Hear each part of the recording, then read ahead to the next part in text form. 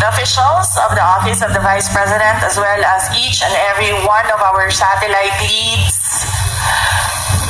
office leads, were in receipt of a letter from the chairman of the Committee on Good Government and Public Accountability dated September 13, 2024, requesting our presence or that of our duly authorized representatives in today's initial deliberation with preliminary determination on privilege speech number 379. In view of the said letter, I am appearing before you today not only as the head of office, but more importantly as the duly authorized representative of all officials of the OVP. Simply because we have not done anything wrong. There is no misuse of funds.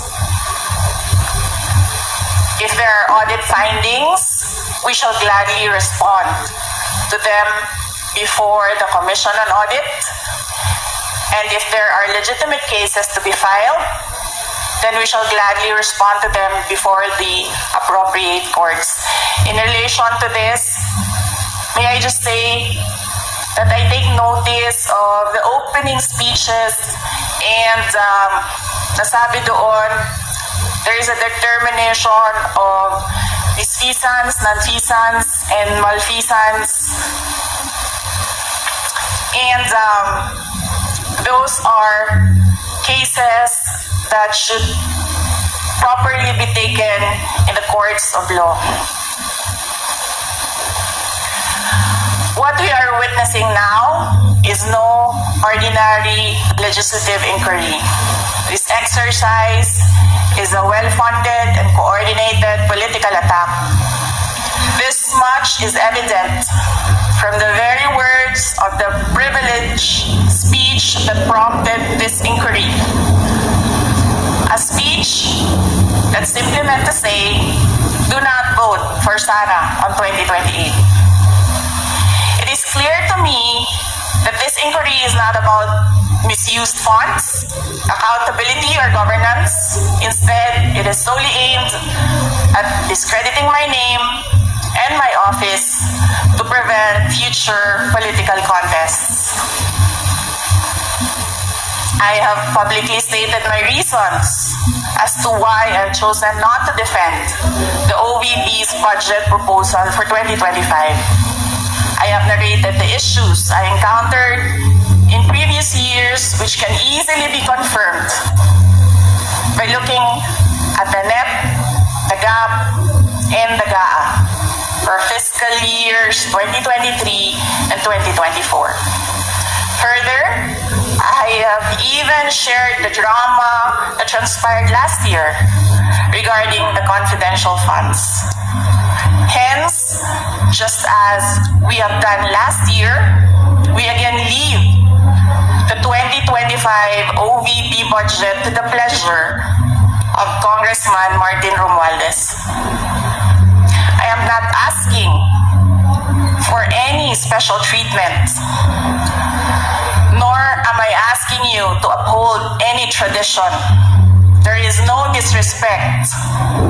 All I am saying is that you have the complete freedom to do whatever you wish with the OVP budget. If you feel that all the documentary submissions are not enough, then by all means, huwag kayo magbigay ng budget. Sa totoo lang, hindi naman ang budget ang punteriya ninyo. Dahil napakadali naman magtanggal ng budget. What you are trying to do is make a case for impeachment. Hindi naman ako kakandidato sa nalalapit na eleksyon. Hindi ako namumulitika. Ang ginagawa ko lamang ay ang pagtupad sa aking oath of office at campaign platforms na trabaho, edukasyon, at mapayapang pamumuhay. Sinabi ko na noon at ilang ilang beses ko nang inulit na hindi ako ang problema ng bayan na ito. Ang totoong problema ng bayan ay kagutuman, kahirapan, illegal na droga, kriminalidad, terorismo, hindi na sapat na healthcare, kalidad ng edukasyon, kawalan ng plano ng infrastruktura para sa disasters, at marami pang iba. So, you may try to destroy me, you can skin me alive, and throw my ashes to the wind. But let it be known, you will find me unbound.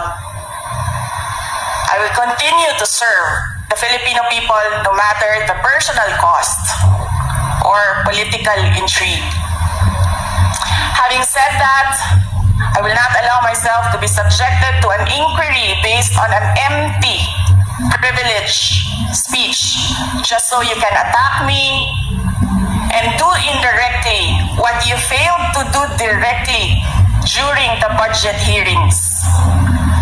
I therefore request this committee to terminate this inquiry for its clear lack of any proposed legislation or substantive matter for discussion. Shukran.